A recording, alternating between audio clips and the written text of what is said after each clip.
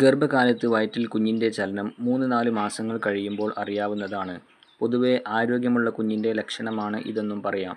ചില കുഞ്ഞുങ്ങൾ അധികം ചലിക്കും, ചില കുഞ്ഞുങ്ങളുടെ ചലനം കുറവാകും. അമ്മമാർക്കാണ് ഇത് കൂടുതൽ അറിയുവാൻ സാധിക്കുന്നതും.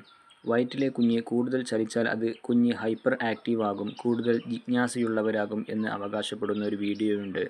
ഇതേക്കുറിച്ചുള്ള സത്യാവസ്ഥ ഡോക്ടർ പറയുന്നത് എന്തെന്നാൽ, ഗർഭപാത്രത്തിൽ കുഞ്ഞ് കൂടുതൽ ചലിച്ചാൽ ജനനത്തിന് ശേഷം അവർ ജിജ്ഞാസ കൂടുതലുള്ളവരോ അമിതമായി ആക്റ്റീവ് ആകുന്നവരോ ആയിരിക്കുമെന്ന് പലരും വിശ്വസിക്കുന്നു.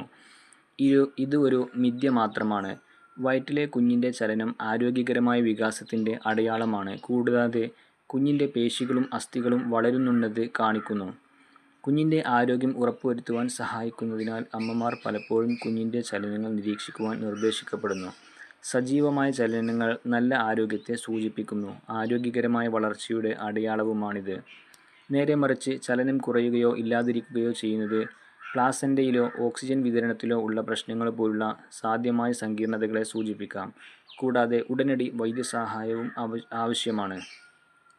എന്നിരുന്നാലും ഗർഭപാത്രത്തിലെ ഹൈപ്പർ ആക്ടിവിറ്റി കുട്ടി പിന്നീടുള്ള ജീവിതത്തിൻ്റെ അമിതമായ ജിജ്ഞാസയോ ഊർജ്ജസ്വലതയോ ഉള്ളവനായിരിക്കുമെന്ന് അർത്ഥമാക്കുന്നില്ല.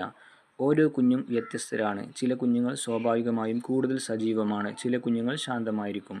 ജനനത്തിനു ശേഷം ജിജ്ഞാസയും വ്യക്തിത്വവും വികസിക്കുന്നു. വളർത്തൽ, അനുഭവം എന്നിവയുൾപ്പെടെ ഒന്നിലധികം ഘടകങ്ങളാൽ സ്വാധീനിക്കപ്പെടുന്നു. കുട്ടികൾ വളരുന്ന സാഹചര്യവും അവരുടെ അനുഭവങ്ങളും ഉൾപ്പെടെ പല കാര്യങ്ങളും കുട്ടികളുടെ അടിസ്ഥാന സ്വഭാവത്തെ സ്വാധീനിക്കുന്നു.